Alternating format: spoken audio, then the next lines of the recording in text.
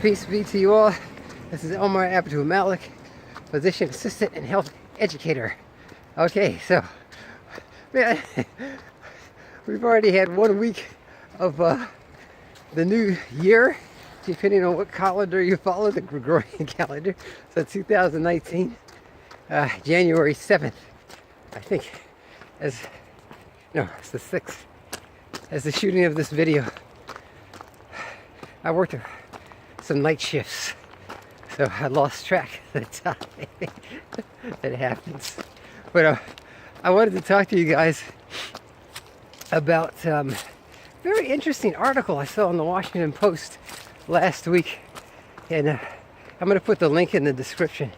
But it was about a Venezuelan doctor who works as a waiter, and it spoke about there's a economic crisis in Venezuela, a lot of political stuff that's far beyond my scope of knowledge, but I like to at least be aware that these things are going on in the world.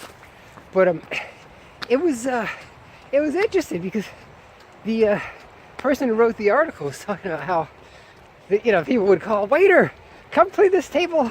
Waiter, where's my where's my meal," or whatever. And the guy would have to, he kind of came to his senses and just stopped and said, "Oh, who are they talking? Oh, they're talking to me. I'm the waiter. Wait, but I'm a doctor. How can I be a waiter?" And you'll read it, when I put the link in. I'd invite you all to read it. But it was interesting because it made me think about, things like the dynamics of our healthcare system all around the world. We think we got it messed up here in America. Sometimes we complain, "I can't get covered. We need a system like Canada's got. We need this system and that system." There's no panacea when it comes to healthcare coverage. I know what I'm talking about. I've been doing this for a long time. There's no perfect system that meets everybody's needs. But that kind of segues into what I want to talk about. And that's as you're pursuing your degrees, your various professions. If you're doing CNA, LPN, RN, doctor, nurse practitioner, MD, PA, understand that we are all privy to the dynamics of the healthcare system, and we don't know what those are. These things are far outside of anybody's control. So I don't care, you become a top surgeon. The top surgeon, I know surgeons, I work with surgeons. They tell me they gotta do a certain number of procedures per week or per day just to break even. And the cost of medical school and even just basic undergraduate. Let's say you want to do a BSN. It's going to cost you a lot of money. Somebody told me about a medical assistant program they were doing. For $45,000. Thanks. It's crazy. For a PA, you're going to make some nice money. I mean, you're going to make starting salary for those of you guys that are pre-PA students. I can guarantee you're going to make $100,000 starting salary. When you come out in the next couple of years, and that's without any experience. That's a good deal. Hey guys. Oh yeah. But it's going to cost you a lot of money. You got to do an undergraduate, then you got to apply to graduate school. So you can make $100,000, but you're probably going to owe $100,000. I tell you, one of my erstwhile PA colleagues told me she owed like $200,000.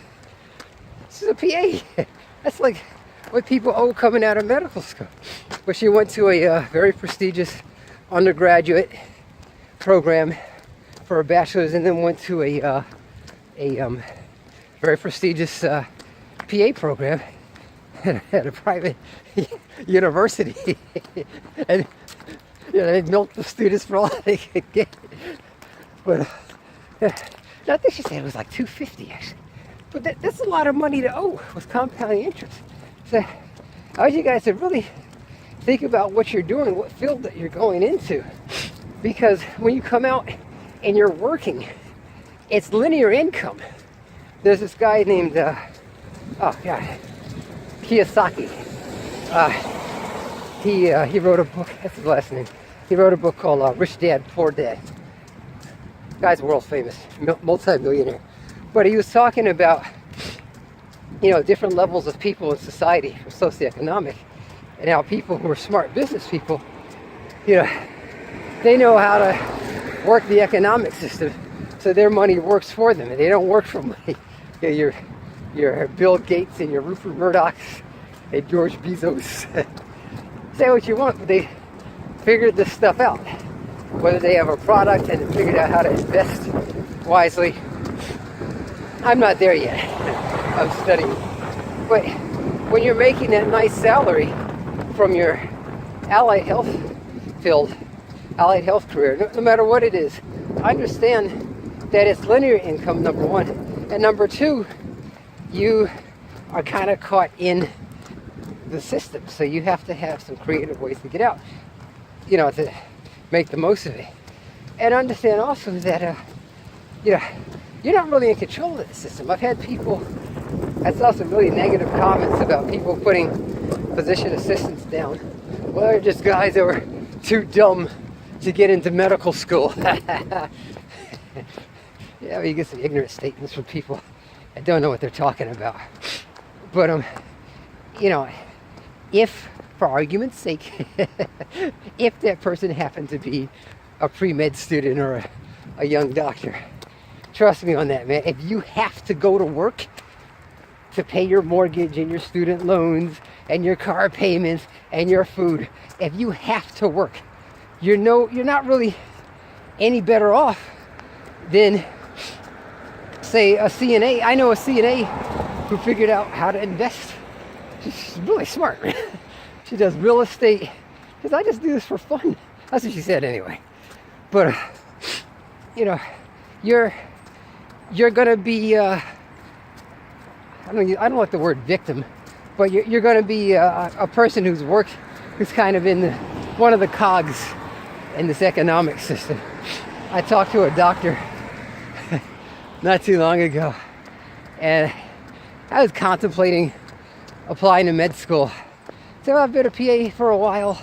They got this MD, this PA program, that's like a bridge program, and you can get your medical degree and become a doctor in a shorter time.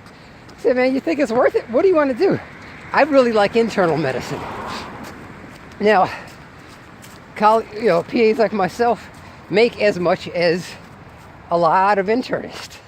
I don't say that braggingly. I say that just because that's the nature of what some of us do, when we're in this for-profit medicine field.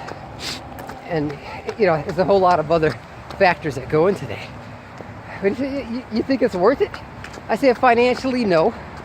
But there was a part of me that was kind of like my heartstrings were tugging at, like, yeah, but I want to be in charge. He said, listen, I'm a medical doctor. I'm telling you, I'm not in charge. I got to go around to these different hospitals, because I have my private practice. They won't let me work in a low-income area to work off my student loans. I got kids in college. I'm not in charge. I'm an MD. I'm telling you that. I was like, oh, okay. But it was a wake-up call.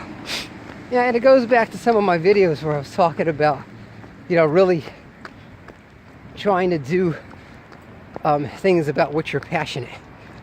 You got to do it because you don't know what's going to happen. I've talked to people who are MDs from other countries that are working as technicians and cab drivers.